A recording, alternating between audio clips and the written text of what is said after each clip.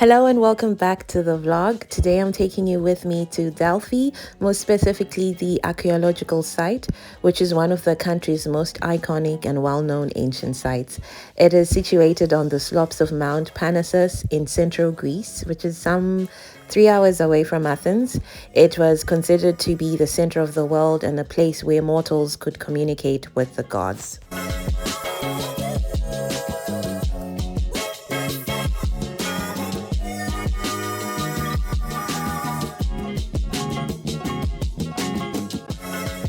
This part of the site is called the Athena Pronaia.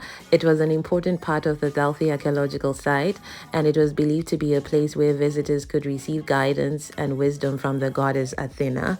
They believed that she could see into the future and provide important answers to life's questions and decisions.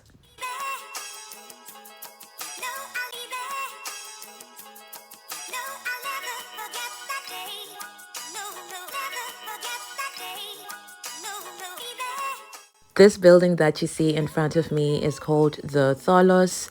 Despite its small size, it is one of the most well-known and impressive buildings here at the Delphi Archaeological site. If you have Googled anything to do with Delphi, the first picture you're likely to see is that of the Tholos. It's got such a unique design and intricate stonework.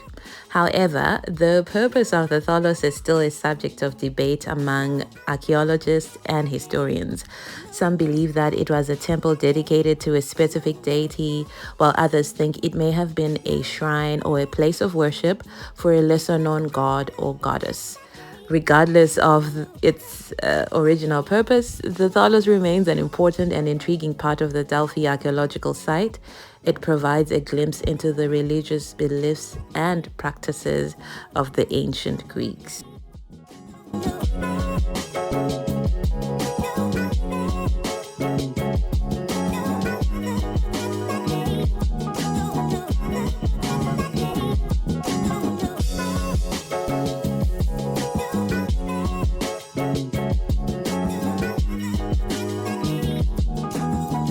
Another must-visit part of the Delphi archaeological site is the museum, which houses a wide variety of artifacts and exhibits related to the site. The museum's collection includes clothing, statues, pottery, jewelry, tools, decorative objects, as well as other everyday objects that date back to ancient times. All these artifacts were discovered here at the Delphi site during archaeological excavations.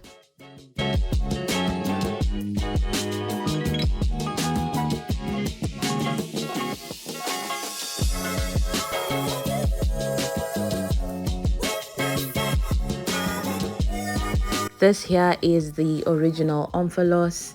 It is a stone that is believed to mark the center of the ancient Greek world. Apparently, Zeus, the god of the sky, in an attempt to locate the center of the world, he launched two eagles from two ends of the earth, and the eagles started at the same speed and at the same time and then crossed paths above the area of Delphi, and so was the place where Zeus placed the stone.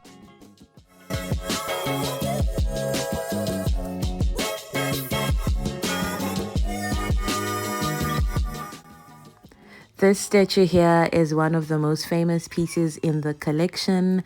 It is considered to be one of the finest examples of ancient Greek sculptures in existence.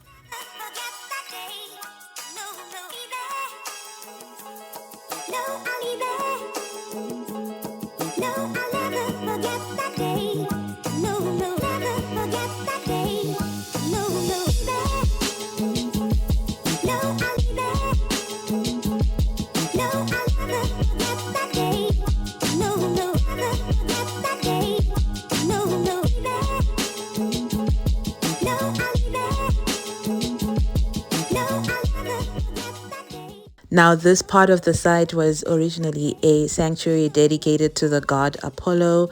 It became famous for its oracle, where people would go to seek guidance and advice from the god.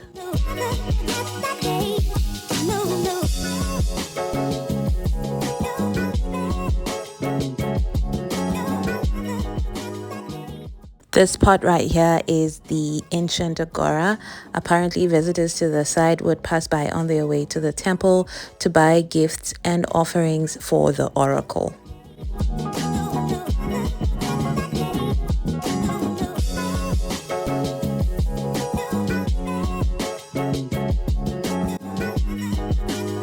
This here is the place that marks the center of the ancient Greek world, and here is the simplified copy of the omphalos we saw in the museum.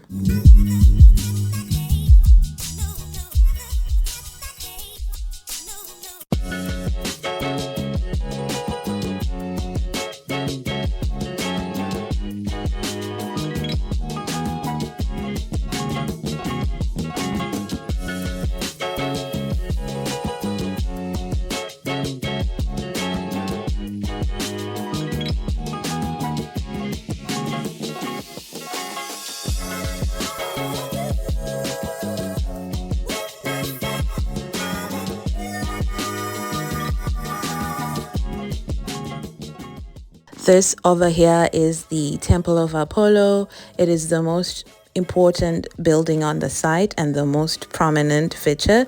As we go around, you will see it even in the valley or at the top of the hill. You will see it from almost every angle. It is considered to be the center of the sanctuary. It was built in the 4th century BC, and it is a beautiful example of the ancient Greek architecture. The temple was destroyed and rebuilt several times throughout its history, with its most recent reconstruction taking place in the 20th century.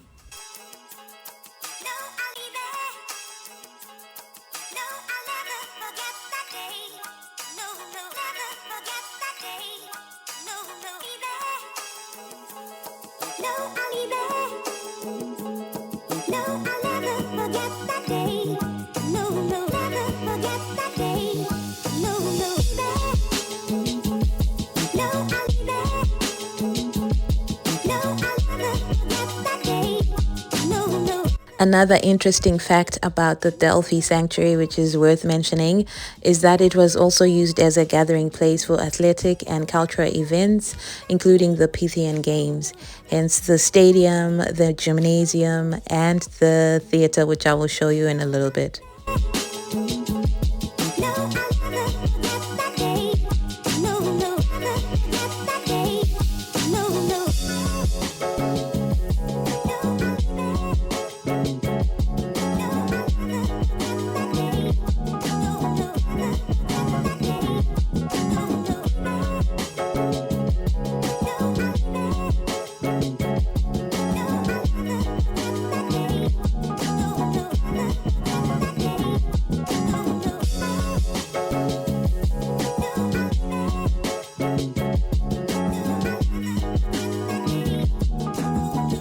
The theater is another impressive structure here at the Delphi Sanctuary, and it is one of the best preserved ancient Greek theaters in the world.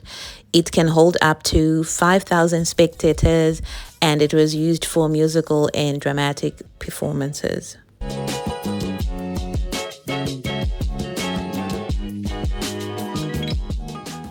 The stadium was also an important part of the site and was used for athletic events during the Pythian Games.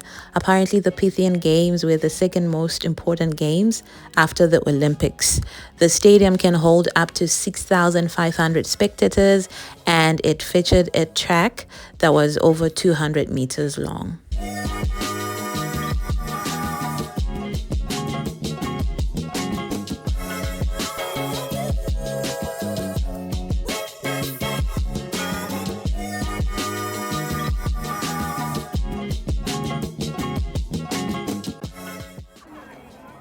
So we started from down there, and then I walked up and then went to the museum, which you can't see at the moment, and then came back to the entrance, which is somewhere over there, and then walked up and down, and now I am here, which is only halfway to the top, but I made it, though I am suffering right now. But it was worth it, worth my time.